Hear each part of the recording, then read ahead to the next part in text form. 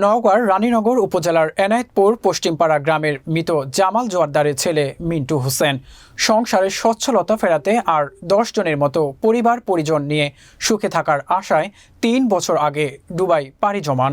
কিন্তু ভাগ্যের পরিহাস, সেখানে একটি হাসপাতালে চিকিৎসাধীন অবস্থায় মারা যান তিনি। সেখানে হাসপাতালের হিমঘরে প্রায় 3.5 মাস ধরে পড়ে রয়েছে মরদেহ। কিন্তু অর্থ সংকটের কারণে মিন্টুর মরদেহ দেশে ফেরাতে পারছেন না স্বজনরা। ফলে একদিকে স্বজন হারানোর শোক, অন্যদিকে অর্থাভাবে মরদেহ আনতে পারার বেদনা পরিবারকে যেন ঘোর হতাশার মধ্যে ফেলে দিয়েছে।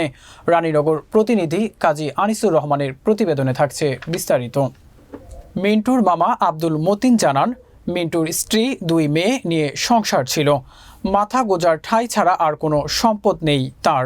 শ্রমিকের কাজ করে জীবিকা নির্বাহ করত মিন্টু। এরই মধ্যে স্বপ্ন জাগে সংসারে সচ্ছলতা ফেরানোর এবং স্ত্রী সন্তান নিয়ে ভালো চলার। গত 2021 সালে ধার দেনা করে 3.5 লক্ষ টাকা খরচ করে দুবাই যান মিন্টু। সেখানে যে কোম্পানির ভিসায় গিয়েছিলেন, সেই কোম্পানিতে কাজ না থাকায় অন্যত্র চলে যান মিন্টু। কিন্তু কোম্পানির লোকজন পাসপোর্ট আটকে দেওয়ায় অবৈধ হয়ে পড়েন। তারপর থেকে অনেক চেষ্টা করেও পাসপোর্ট ভিসা হাতে পাননি। ফলে বিভিন্ন জায়গায় কাজ করলেও সুষ্ঠু বেতন পায়নি। এরই মধ্যে শারীরিকভাবে অসুস্থ হয়ে পড়লে দুবাইয়ের আজমানস্থ খলিফা হাসপাতালে ভর্তি হন। সেখানে চিকিৎসাধীন অবস্থায় গত 1 ফেব্রুয়ারি মারা যান মিন্টু।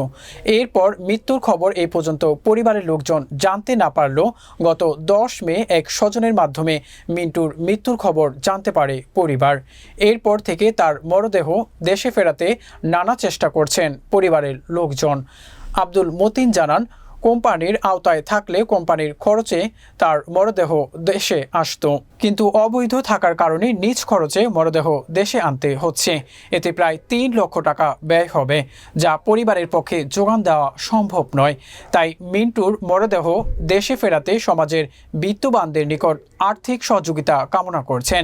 মিন্টুর স্ত্রী নগদ অ্যাকাউন্ট নাম্বার 0173519177 এবং মিন্টুর মামার বিকাশ অ্যাকাউন্ট নাম্বার 017838407444।